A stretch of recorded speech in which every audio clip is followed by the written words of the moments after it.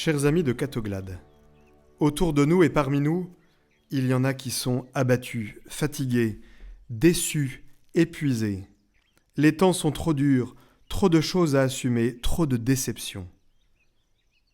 Il y en a deux qui marchent tristement sur le chemin d'Emmaüs. Vous savez, ces disciples d'Emmaüs, fatigués comme nous, un peu las comme nous. D'ailleurs, on ne sait pas très bien où se trouve Emmaüs. Il y a plusieurs possibilités. Les archéologues se disputent, comme si ce chemin, ce pouvait être le nôtre, comme si ces deux disciples, c'était nous aujourd'hui. Ces disciples qui, au début de l'Évangile, sont abattus et qui, au bout du chemin, ont le cœur tout brûlant, ils ont certainement quelque chose à nous apprendre pour que nous aussi, nous vivions cette transformation du cœur, ce passage de l'abattement au cœur brûlant. Il faut juste se mettre en chemin avec eux et suivre chacune des 5 étapes par lesquelles ils passent. Alors passons-les en revue, ces 5 étapes. La première, c'est bien sûr notre Seigneur Jésus-Christ qui s'approche et qui marche avec eux. Il les rejoint sur le chemin, ils ne le reconnaissent pas, tant leur cœur est lourd, tant la tristesse les aveugle. Oui, chers amis, Jésus nous rejoint toujours. Ce n'est pas à nous de nous dérouter, de faire un effort, c'est lui qui nous rejoint. Il marche avec nous discrètement, et nous pouvons ne pas le reconnaître. Alors, posez d'abord cet acte de foi. Jésus ne nous abandonne jamais. Notre Seigneur marche avec nous, même quand nous ne le voyons pas, même quand nous ne le reconnaissons pas. La deuxième étape, c'est cette question que notre Seigneur pose aux disciples d'Emmaüs. De quoi discutiez-vous tout en marchant ? Oui, cher ami de Catoglade, Jésus t'interroge. Il s'intéresse à toi. Il t'interroge pour connaître ton cœur, pour connaître ta tristesse, pour connaître ta blessure, pour connaître ton abattement.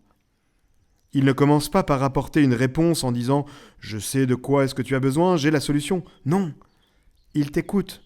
C'est pour cela qu'il faut lui parler, lui dire ce qui est dans ton cœur.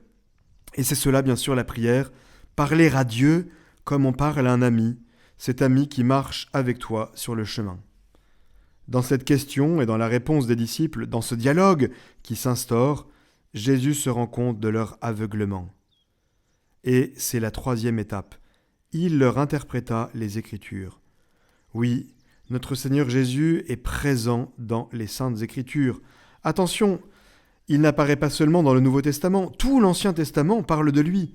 D'ailleurs, entre nous, j'aimerais bien savoir quels sont les passages que Jésus a choisis dans l'Ancien Testament pour leur parler de lui.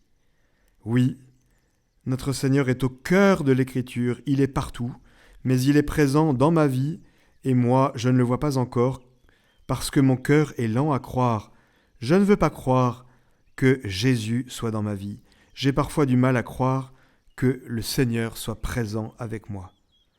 Alors oui, comme les disciples d'Emmaüs, chers amis, il nous faut faire cet exercice de relecture et apprendre à repérer les traces, les signes de la présence de Dieu dans nos vies, dans ma vie. Et le meilleur moyen de le faire, c'est bien sûr lire l'Écriture, se familiariser avec la manière de faire de Dieu. Car sa manière de faire ne change pas. La manière dont il agit dans l'Écriture est la même que la manière dont il agit dans nos vies. Il est discret, ils ne le reconnaissent pas.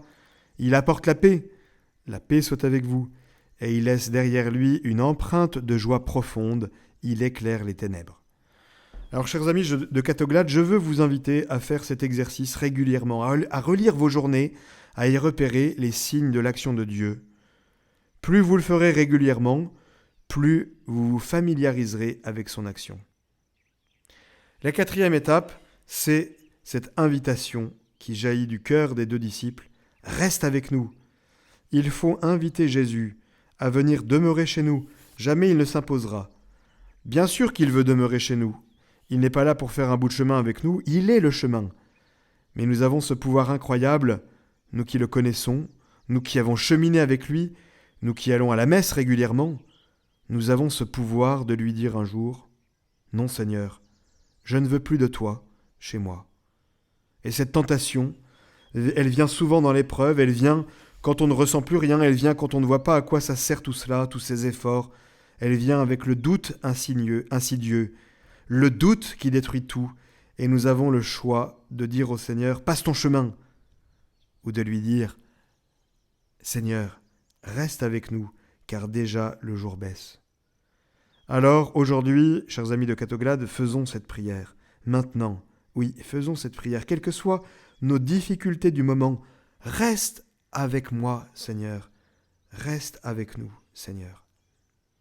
Et cette invitation ouvre, elle permet bien sûr la 5e étape, la fraction du pain, c'est l'Eucharistie, c'est la messe, la présence réelle, la présence permanente de Jésus au milieu de nous. Le cardinal de Lubac disait « L'Église fait l'Eucharistie, mais l'Eucharistie fait l'Église. » Oui, chers amis, comme nous avons besoin de l'Eucharistie, comme nous avons besoin de recevoir la présence adorable du Seigneur, comme nous avons besoin de le célébrer. Nous avons ainsi, nous aussi, à vivre ces 5 étapes. Nous laisser rejoindre par Jésus, lui parler comme un ami, relire les signes de sa présence dans nos vies, les marques de sa résurrection, l'inviter à demeurer chez nous et le recevoir. Ce n'est qu'à ces conditions que nous passerons de la tristesse à la joie, de l'abattement à l'espérance, du doute à la confiance, que notre cœur passera de la tiédeur à l'ardeur, un cœur brûlant pour l'annoncer. Alors bien sûr, en ce splendide temps pascal, c'est la grâce que je souhaite à chacun d'entre vous, que la bénédiction du Seigneur descende sur chacune de vos personnes, chacune de vos âmes, et qu'elle y demeure et qu'elle y porte des fruits abondants. Amen.